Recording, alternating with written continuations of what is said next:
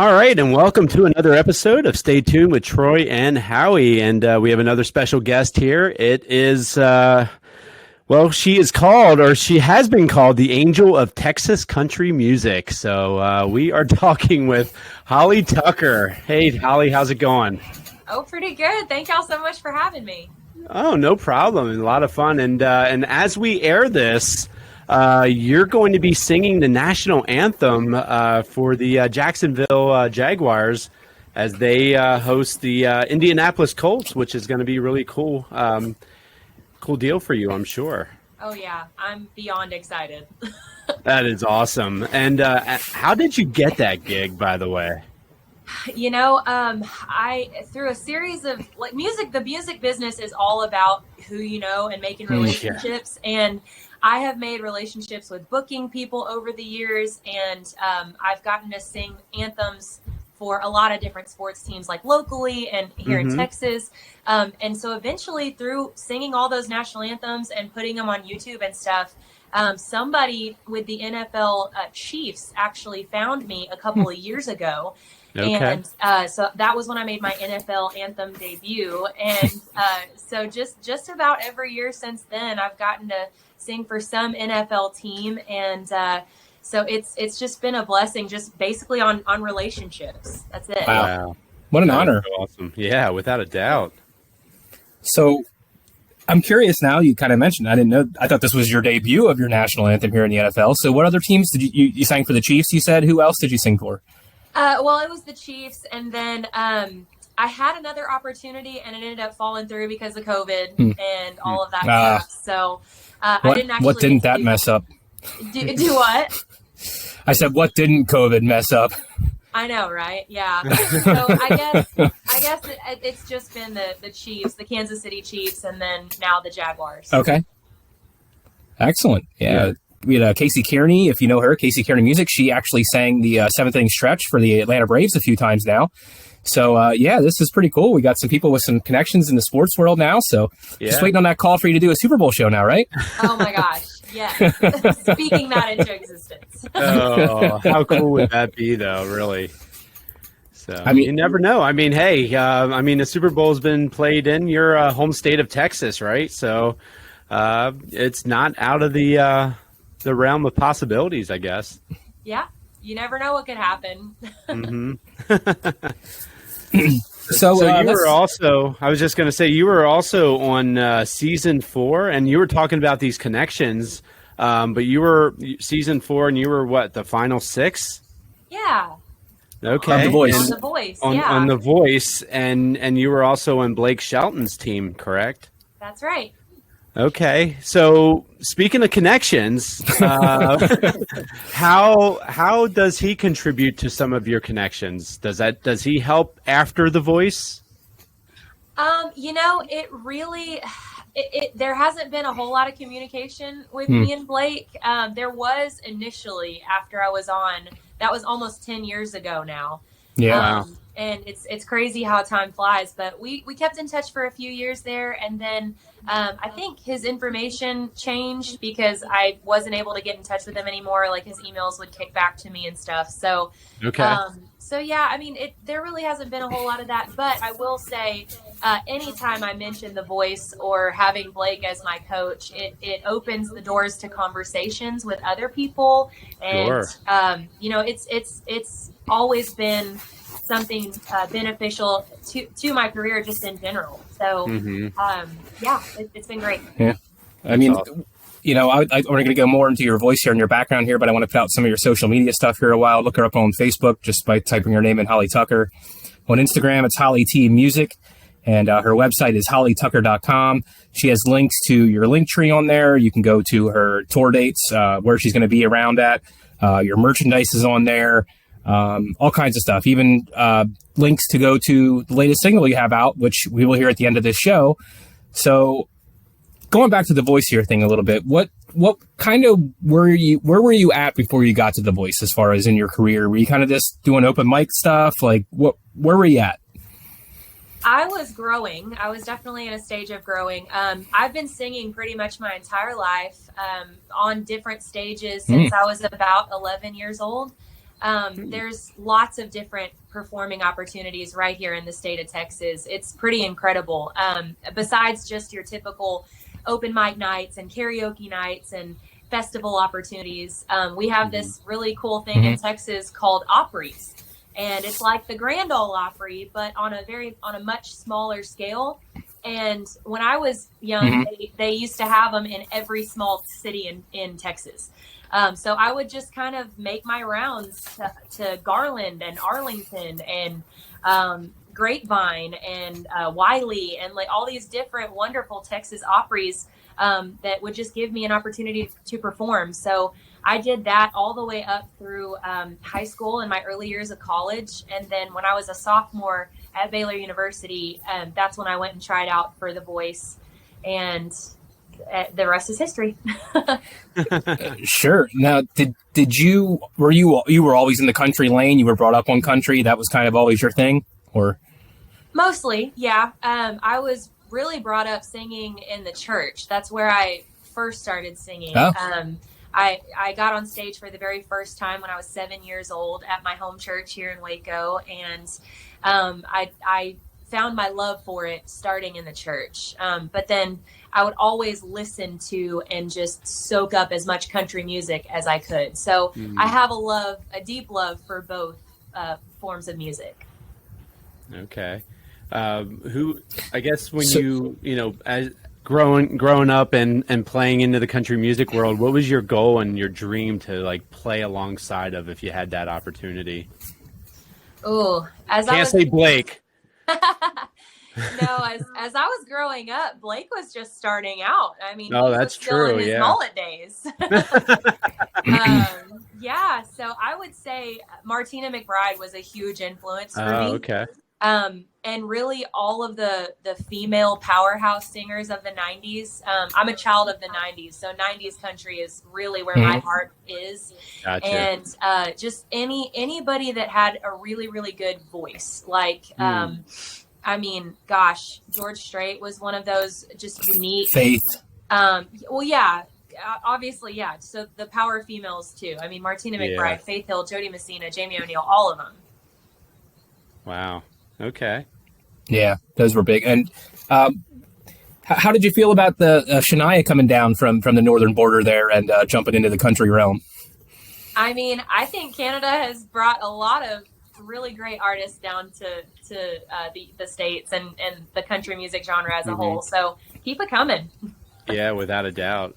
I'm always like, I don't know, amazed or amused because obviously this era of music is not the easiest. I mean, it's easy to break in as far as getting your voice out there, so to speak. But as far as to get yourself mainstreamed and hitting the charts and such, not as easy as maybe as it used to be, if that makes sense. What do you think about the music industry today as compared to previously? Because once you made it big, like for example, if you were in business, I don't know, 30 years ago, you're probably raking in the millions of dollars at this point in time, and it takes a little more effort in today's society to do that. Yeah. So how do you do it? I'm not saying you're making the millions yet, but I'm just saying, how are you doing it, or how are you trying to get to that point? Yeah, definitely not raking in the millions. Not raking in the hundreds. No. $20 bills, people. I'm paying the bills. We'll say that. No. Okay. I just. No, you're right. It's definitely changed a lot, and we don't have near enough time to talk about all of that. But right. Yeah, I mean, back then they didn't have streaming, and streaming forever changed the direction and the evolution of music and being an independent artist. So, like you said, it's easier to get your stuff out there and release it independently. But it's so much harder to capture the attention of people and keep it, because everybody's attention is gone 100 different ways, and everybody's vying for that 30 seconds of attention. Yeah, and you say 30 seconds, and that seems like a lot because, you look at the average attention span of a TikTok viewer, I mean, you're looking at 5 seconds, you know, Yeah. and it's tough. I could imagine that it would be really difficult for someone like you to be in this business today. I mean, you look at your accolades from the past. I mean, 2017 Female Vocalist of the Year from ETX Music. You were CMA of Texas 2018 Rising Star. I mean, to me, I look at your resume and I'm like, man, you must be selling some gold albums by now. No, not quite. No. And, you know, and I obviously I listened to your music, including the one that we played before the podcast, which was Rhythm of You. And that was your biggest hit, right? It made it up to number 6 on the charts. And, you know, and I guess, I don't know, if you look at that again, 30 years ago, you know, number 6, that meant you made it to the big time. You're big show. You're in the same ballpark as like a Dolly Parton, I guess you can say.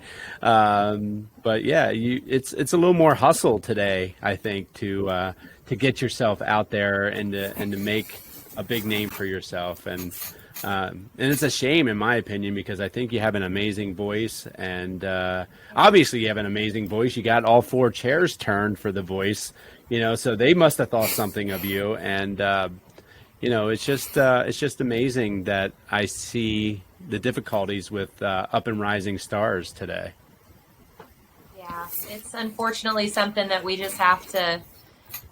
You know, the ones that make it are the ones that persevere and stick around and, you know, don't give up through the hard times. So that's kind of where I'm at. And I can't imagine doing anything else. So I'm just going to keep going as long as I can.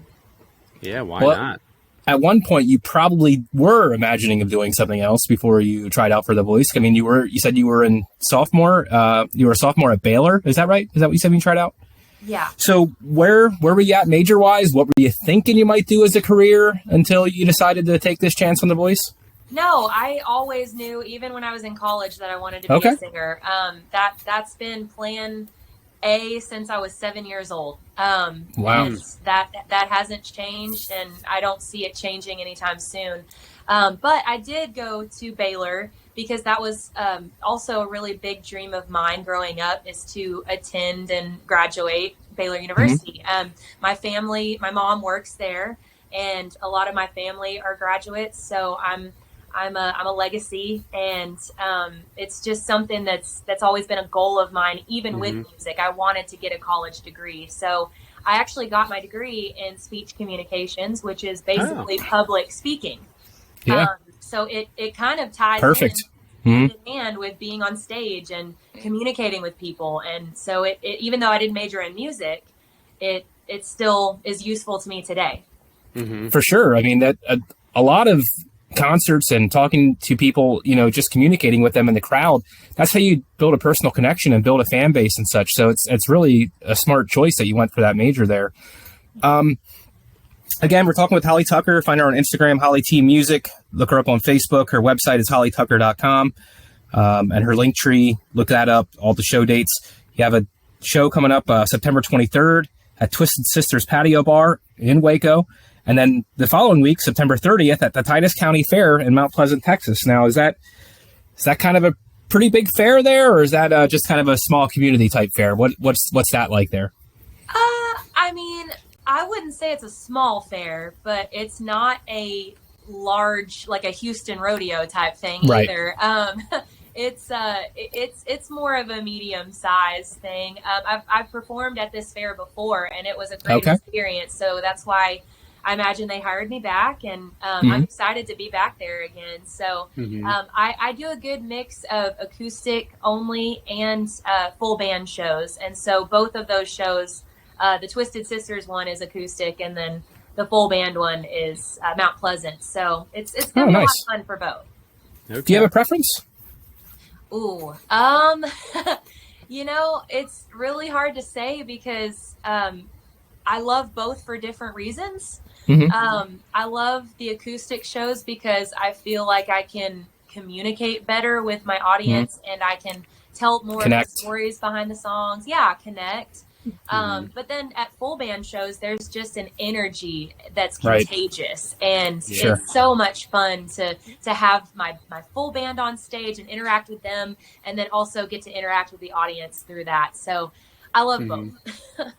That's awesome. That's a good answer. And it's, I totally get what you're saying there. There is such an energy when you have a full band there on stage and everybody can interact with each other. Everybody's having a fun, good old time.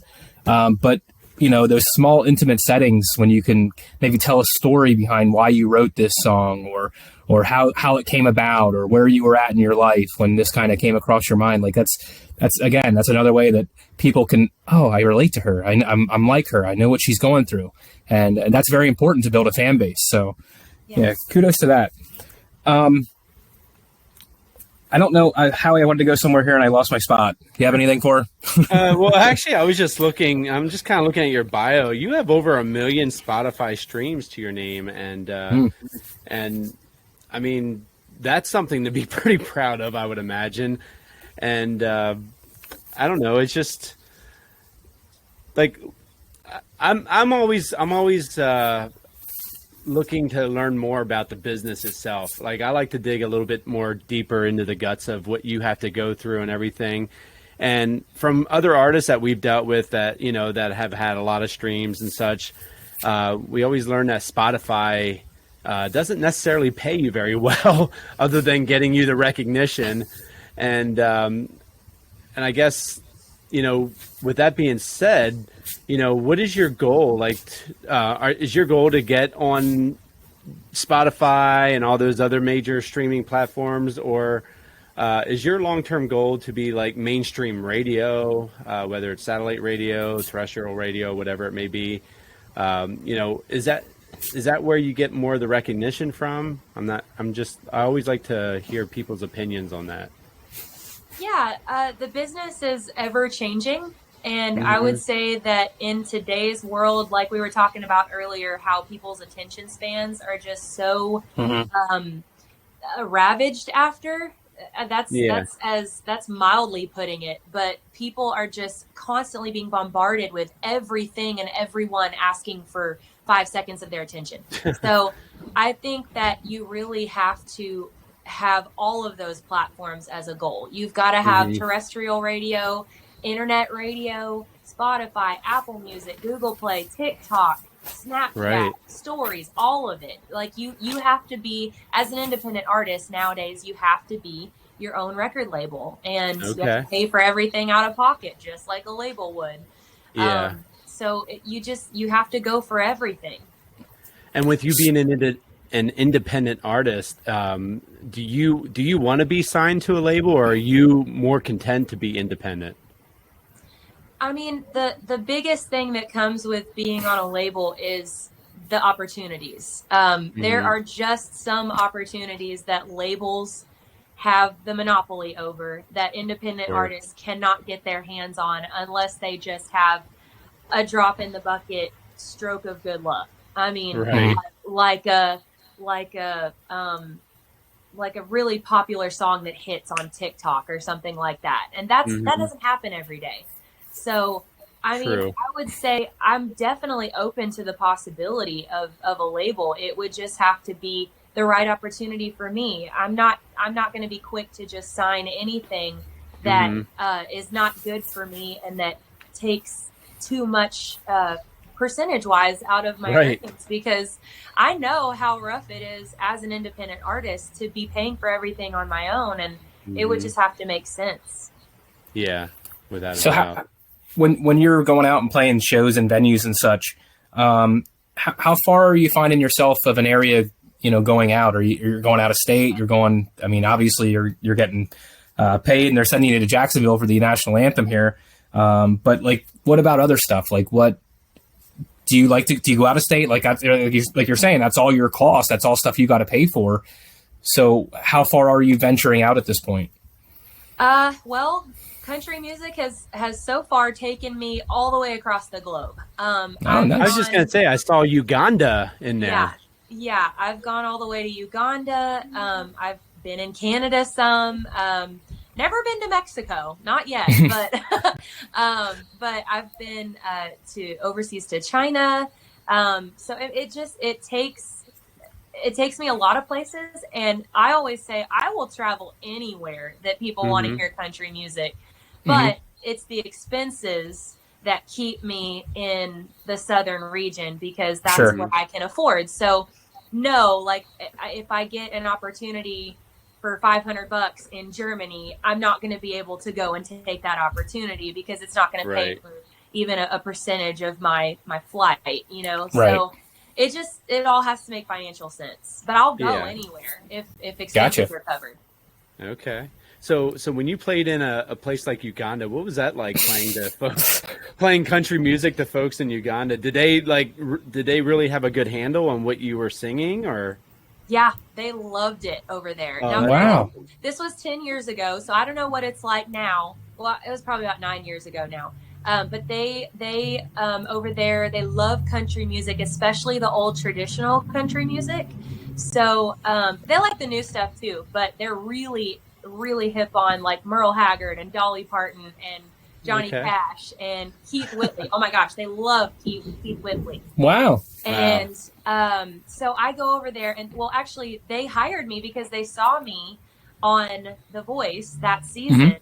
And they saw me sing How Great Thou Art on that season as well. So they knew that I had a very faith-based stance on my music and my life. And so that's what led them to hire me to come over there and do a whole entire headlining show of my country music. And wow. They even provided a band for me of all Ugandan players. Oh my God. That's incredible. Yeah, and they were fantastic. I'm talking Nashville level quality musicians. Oh, wow. And it was just, you would never think, but it's opened a lot of good doors, and I hope I get to go back someday. Yeah, I would imagine. That's incredible. I would have never have guessed any of that. That's wow. Uganda, big country fans over there. Wow. Yeah. That's crazy. You brought up your faith. We'll have to make sure our podcast gets stretched out to Uganda somehow. Yeah, exactly. Yeah. Hire her back. She wants to come back. There you go. You mentioned your faith there and how great thou art. And you even mentioned that you started singing in the church and such. So faith is obviously huge in your life, I'm guessing. Yes. And like, do you see yourself staying in the country lane, or do you ever see yourself maybe crossing back over into the Christian lane perhaps? That's one of the questions that I get asked quite often. But I boil it down to this. I try to listen to where I feel like God's calling me. But from the time I was a little girl, from the first time that I stepped on stage, I don't know what it was, but I just have always felt a calling to try to reach the unreached and be a light in a dark world. And country music and just the music industry in general is sometimes a really dark world. There's a lot of bad that goes on behind the scenes as far as alcoholism and drugs and homelessness. Things that you never even think about, but that are so common in that world. And I just want to be a light of positivity and show the love of the Lord. And I just have always felt like that is my ultimate calling on life. And that's why I can't ever quit what I'm doing. Yeah, there's definitely different places you can go to show the love of God or the love of Jesus or however you believe, but just in a way just to show a positive light, like you said, and just show faith and where it can get you and just believing in something like that. And it's really cool that you're not just going to put yourself down the alley of Christian music or such and just being that, because like you said, there's so many people in other different genres that just need that attention or that I'm trying to think of a word I'm trying to use, but just they need that positivity in their life and know that people are looking out for them and such. So that's really cool that you're going to do that. Now, do you try to tie faith into your songs at all, though? I do. Yeah. So it's been one of my kind of personal goals just as I create music going forward and all of that. Ever since I started writing my own music, especially, to have something faith-based or outright Christian on every album that I do. So on my last record, on my first record, it was a song called Story of My Life. And on this record that I have out now, I'm actually about to put out part 2 of this record that I have out now, but it's going to have a song on there that's very faith-based as well. And it's my way of saying, hey, I love country music, and that's what I'm called to do, but I'm also called to share this wonderful faith with you, and just the life-changingness of it, I guess. I'm trying to figure out how to say that, but but really it is, and so that is one big goal of mine to always have. That's cool. Now, what about your you mentioned a few minutes ago here about TikTok. Now, what are you doing on TikTok? Because I honestly have not looked at your TikTok. You're not dancing around and stuff. You're just kind of playing clips of your songs, I'm guessing. Well, actually, my TikTok is fairly new. I've only had it for a few months, and I'm still kind of figuring it out. I honestly... We are too. Yeah. It's not one of my favorite platforms because it just feels like you're having to constantly feed the beast and make new content and like feel the pressure of having to go viral. And if you don't, then you're a blip in the wind. And so I don't like the pressure of all of that. But like I said, I'm just getting into it, so I'm still being open. And I'm going to be doing a lot of singing, a lot of music stuff on there. But if you go on there right now, you'll see I just posted a TikTok of introducing my dog, because my dog is a very important part of my life. So, fun. Tell her, Hallie. Tell her. Yeah, I was just gonna say, trust me, just keep posting videos of your dog, because that's what's going to get the most views. Troy and I just started a TikTok probably not long before you have, and we'll put in, in fact. Brandon Davis, we talked about TikTok and about how some people make it big because of it and such. Well, he was a guy who got over 1 million views on TikTok, and we chatted with him for a while. And who did he open up for just recently? Tim McGraw. Tim McGraw. And but anyway, he made it big because of TikTok, and then we're like, okay, you know what? Let's try that route and see what happens. And so we start playing and doing little clips of recordings of some of our interviews, and some of them get, so many views. And then I'm thinking, oh man, this is going to be a great one. Well, 200 views later, it's pretty much done. Yeah. And then all of a sudden, Troy puts on a video of his dog, and immediately it shoots up to 700 views. And I'm thinking, what the heck? I mean, I'm trying to figure out how to navigate this social media stuff, especially TikTok. So. Yeah. It's crazy. I'm glad to hear you had the same issues with that. Yeah. It's just about figuring what hits for each individual person. So. Yeah, that's for sure. Algorithms, hashtags. I mean, there's a lot that goes into it. I'm just trying to figure it out. So, if you figure it out, please send me a private email, and we'll. Sounds good. We'll help each other out. That's right. I will definitely do that for you as well. So again, we are speaking with Holly Tucker. Go to hollytucker.com. That's her website. You can find her on Facebook just by searching her name. On Instagram, she's Holly T Music. And if you go to any of those places there, you can find a link to her link tree. You can see her show dates, bands in town. You can look her up on there. Her merch is on there. That's where I kind of want to go next. With your merch, how did that all, coming up with a logo and designs and sayings and stuff like that? Like, is that all your input? Oh, yeah. Now I work with some incredible people that have helped me with designs and getting things printed. And, there's companies that do that for you. So I've worked with a couple of different people. I'm working with actually somebody new right now on my next order of merchandise. And I think that's something that is also always evolving.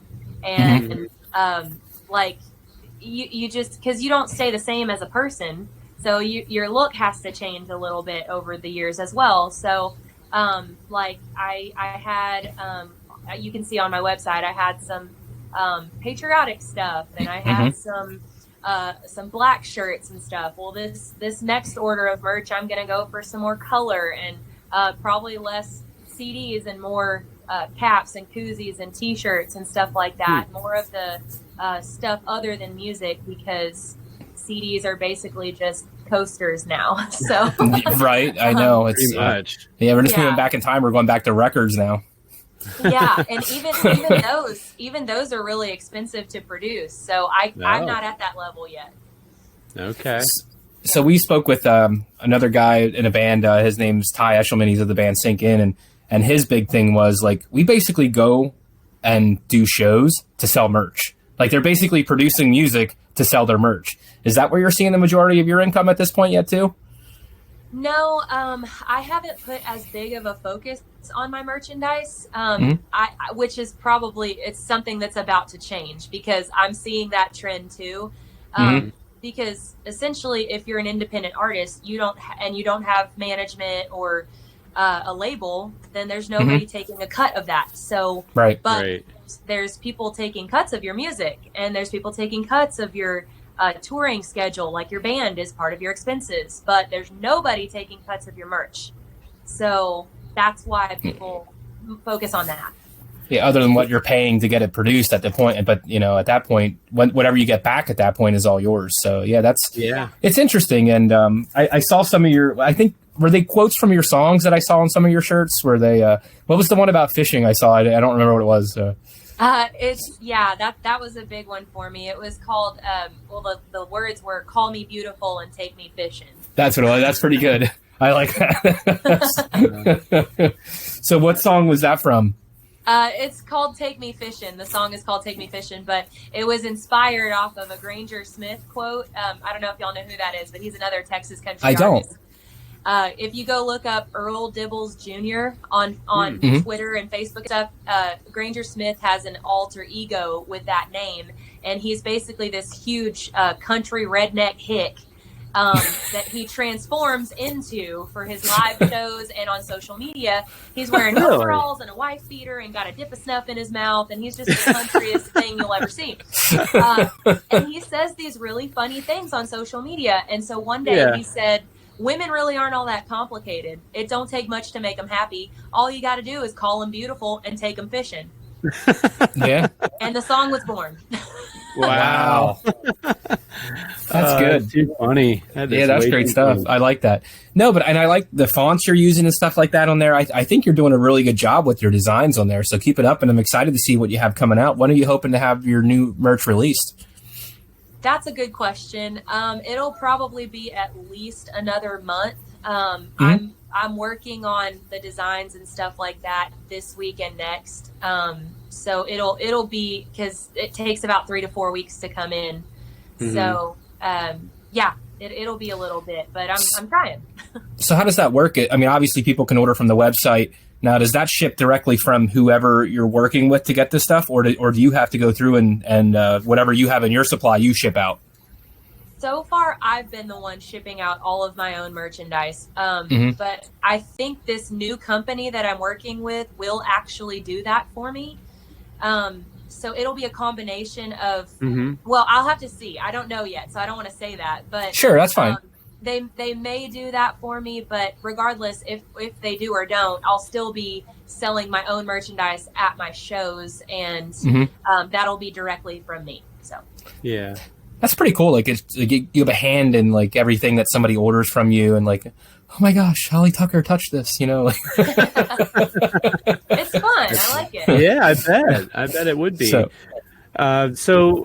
just to kind of go back in time here to The Voice, when you were playing for The Voice, obviously you're definitely in the country lane, but I guess when you're going through the rounds of The Voice, do they pick the music for you at some point in time, and do they ever pick music that is not in your lane? And if they did, how'd that go? I was lucky, I guess. Okay. Because before the show, like as you're auditioning, part of the audition process is to write down a list of some examples of songs that you like to sing and perform, and the producers and the coaches try to get those songs or something as close to those songs as they possibly can. Okay. So I was just lucky that I think all the songs that I sang were on my list. So I sang the songs that I wanted. Nice. Now I do know that for some other people who are in other genres like pop or R&B and stuff like that, they sometimes didn't get the songs that they wanted. I don't know if that was like a lot of times it's a licensing issue because the show can't obtain that, so they have to pick something else. But for me, I was just lucky. Okay. That's nice. Well, Howie, do you remember when we were speaking with Olivia Faribault?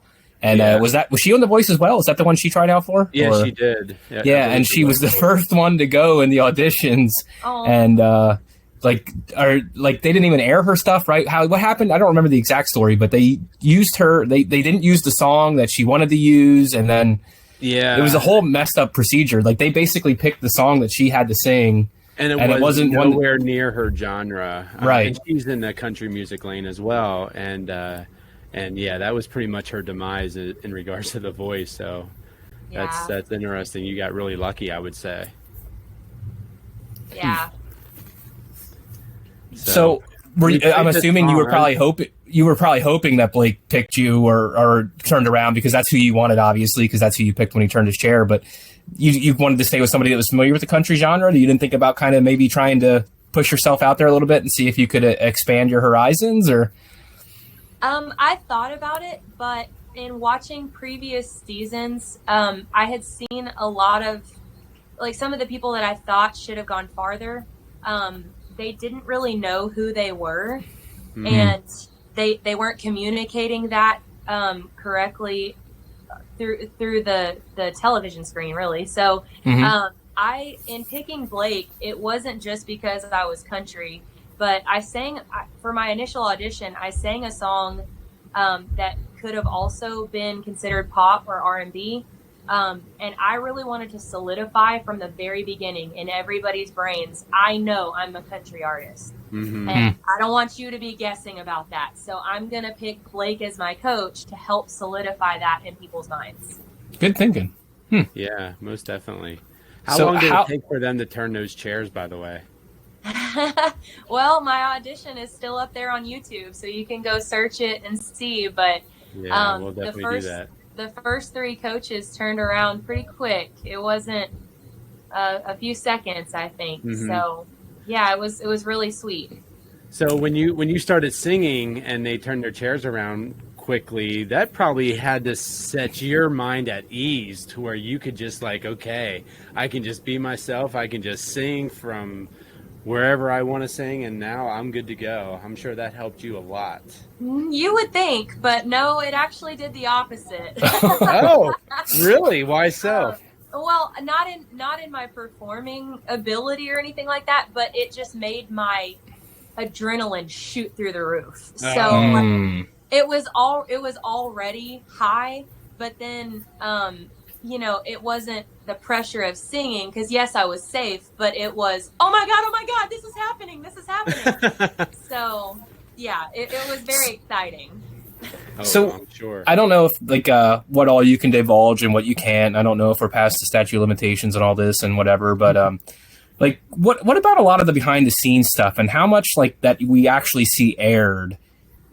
Like how much goes into the behind the scenes of what we see aired, I guess is what I'm saying. Like when you get up there, like, and you're performing and they're sitting there in their chairs, like, is there a big break before that? Be like, okay, this next girl's coming up. And cause it's obviously not just somebody come up on stage right after one after another, like they do on TV. So how does that work? So as far as that, like the blind auditions and even the performances, well, in the live shows, there's not that much time in between performances because it's live. But in all the pre-recorded stuff, they have a little bit more leeway. As performers, especially in the blind auditions, we weren't just standing all backstage together. We were in a holding room that was not even like on the stage or around the stage. It was in a separate like building. Oh my. It was a separate building that was close by, but it was a different holding room. So I'm not sure how much time happened between each audition. I know that I had to wait an entire day. Like, I had to go in early, get my hair and makeup done by the crew, and then I had to wait pretty much all day until I got to audition. So, and some people aren't even lucky enough. Like, if all the teams get filled up, then say there's 5 or 10 people that haven't even gotten to audition yet. They don't get to audition, and they're supposed to be put at the front of the line for the next season, but that doesn't always happen either.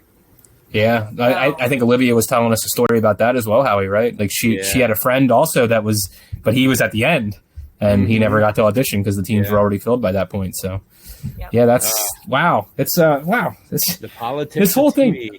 I know. Did you find yourself like when all the auditions happened? Did you find yourself like kind of getting a big watching party together to kind of watch everything on TV together? And that had to be pretty cool, right? Yeah, it was awesome. Actually, I think I was only at home for one of the weeks that it aired, because on my particular season, there was a long period of time between blind audition and live or when the show actually aired. So, like, I would fly out to California for a few weeks and then fly back. And then when the show was airing, I think I was only home for one of those weeks. So, but so after that, I was in California, but my family would have watch parties actually at Applebee's in. Love it. That's awesome. Yeah. So Applebee's was my local supporter, and everybody would show up there and have a good time watching the show. So. Oh, that's so cool. Oh my gosh. So cool. So before we started this podcast, we played Rhythm of You. Can you tell me, obviously that was your biggest song. What went into making that song? Yeah, so that one was one of my more, I would say, chill songs. Like it's definitely danceable, and it's got a good groove to it, but I didn't want to go too heavy on the message on this song because I had previously released a few more substantial message songs. So I wanted to go a little bit lighter on that and a little bit heavier on the feel. I wanted something that people could relax to, kick their feet up, have a drink, maybe do a little two-stepping, but that's about it. Not something they had to think too hard about. And just something that felt good. So that's where Rhythm of You came from, and I think people really related with that. So for sure, that's why it did well for me. Yeah, and I guess when it started catching on fire, so to speak, how did that look like for you? Like, were you getting a lot of calls? Were you getting a lot of emails or whatever contacts? As far as, hey, sign with us. And, were you getting a lot of those types of phone calls? No, it doesn't work that way really in Texas. Sometimes it can, but when I say I was number 6 on the charts, that doesn't mean the national charts. That means the Texas charts. So there's 4 different major, really 3 different major charts here in Texas. And they're based off of terrestrial radio and internet radio, and the amount of plays and the amount of stations that add it and all that stuff. So here in Texas, we have about 130, 140 terrestrial stations, and that's what the chart is based off of. So I got to number 6, which is a really big deal here in Texas. I would imagine. So in Texas, my opportunities were going really, really well. And I was on an upward trajectory. And then right about that time is when COVID happened. So, yeah. So how much has COVID set you, obviously it set people back, but how much has it set you back specifically in regards to your trajectory? Oh, it had a major effect on me. Yeah. Before COVID, I was touring. I had about, 150 dates, something like that, set up for the rest of that year. Remember, COVID hit in March. And I had about 150 dates set up for the rest of the year. It was going to be a great one. And then, the shutdown happened, and about more than half of those gigs called and canceled on me. So and it's not their fault. It's just No. what happened. So Yeah. since then we've rescheduled, and that was Good. 2 or 3 years ago. So I'm still building back up, but it definitely had a major effect on my touring and my ability to get out there. Yeah. Wow. And then we're going to close out this podcast with Breaking in These Boots, and that's your newer one. So, tell us more about that song. Yeah. So here again, it I know it seems like I'm releasing songs with not a whole lot of message, but really, just these two were kind of my lighter hearted songs. And Sure. So on the last single that I released to radio, it was one of my more probably poignant songs that I've ever written. It was called Rose in the Red Dirt, and it's very deep. There's a lot of meaning that went into that one, but it was more of a mid-tempo to slow song, and I had a couple radio stations tell me that they wouldn't play it because it was a ballad. So I didn't get as far as I wanted with that song. So I decided on this next song, I'm going to give them everything they want. Radio always asks for upbeat, country, dance hall, fun, lighthearted. And so I was like, you know what? I'm going to give you exactly what you're asking for so that I can do really well at radio with this one. Okay. So that's, and it's a fun story too. It's a story song. So you just have to kind of listen to it and follow along.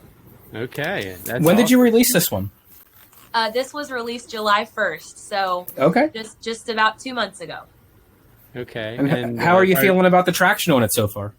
It's doing really, really well. It's up in the almost the top 60, and yeah. In fact, if I was going to say if I saw it correctly, I think you were at number 66. Oh, okay, yeah. So it's almost there, and I think it's only been on the charts for like 5 weeks now, and that's a good trajectory. So I'm really happy with the direction it's going. That's awesome. Excellent. Again, Holly Tucker, look her up on Facebook, Instagram, Holly T Music. Go to hollytucker.com. You can find her link tree there. Bands in town, and you can see her show dates coming up. And this will be airing September 18th. And as this airs, you'll be able to see her on the in Jacksonville for the Colts at Jaguars game to sing the national anthem. So great honor there. That's awesome. And also September 23rd, she'll be at Twisted Sisters Patio Bar in Waco, Texas, and that'll be an acoustic show. And September 30th, she'll be at the Titus County Fair with the whole band there. Now, I guess one more thing before I close out. Is that the same band you use all the time, or do you have different members that kind of float around? I have mostly the same members, and I get fill-in players as needed because I'm not touring on the road, like for a solid month. So most of them have day jobs. So sometimes I've got to get a fill-in player here and there. Yeah. So when you sing that national anthem in Jacksonville, is that Jacksonville's first home game then of the season? It is. It's the home opener. Oh, wow. There you go. It's even going to be bigger than that, huh? Heck yeah. Do you know if there's going to be a flyover or anything? I think they did tell me there's going to be something like that because they said, get ready. You're going to shake a little bit.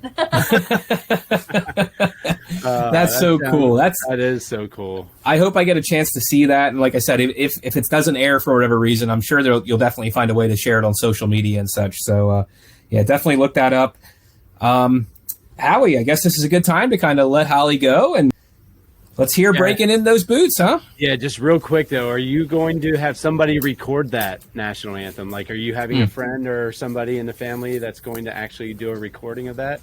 Yes. So, actually, I'm going to get to have my husband there with me this time. Okay. We just got married back in February, so...